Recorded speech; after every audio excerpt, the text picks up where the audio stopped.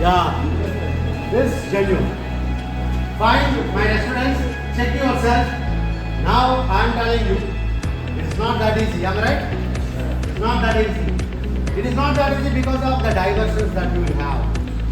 Somebody will tell you that there is, if you do some underselling, if you do some malpractices, there will be much money to come.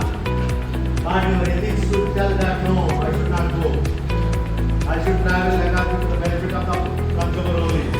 I should not undersell anything. Should not absolutely lead to any unethical business. At the same time, legacy will absolutely be the one which will somehow may not be today. You have seen, am I right?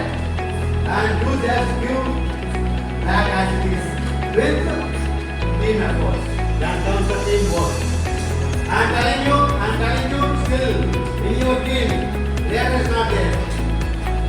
Assume that you are a group. It is a group assignment, and it is given to you. Give back to me as I have given you. Put all the things inside and give it to you. Without having any gaps. Just fill the gap and give it. Let you fill with our students, that you fill in this zone. And it will be difficult.